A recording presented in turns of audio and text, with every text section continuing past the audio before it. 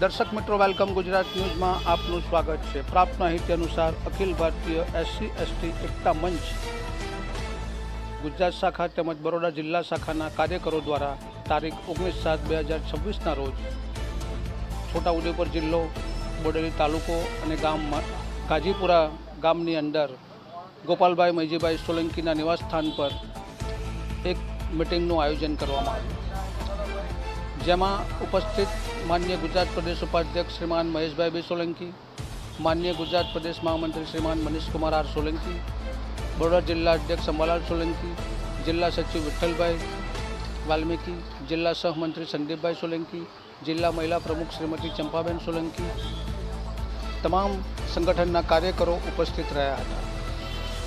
તેમજ છોટાઉદેપુર જિલ્લાના ગાજીપુરા ગામના ગોપાલભાઈ મૈજીભાઈ સોલંકીને છોટાઉદેપુર જિલ્લાના પ્રમુખ તરીકે નિમણૂક કરવામાં આવી હતી। ગોપાલભાઈ મૈજીભાઈ સોલંકી પ્રમુખ પદની નિમણૂક કરવામાં આવતા ગોપાલભાઈ મૈજીભાઈ સોલંકી દ્વારા સંગઠનનો સહદિલથી આભાર વ્યક્ત કર્યો હતો।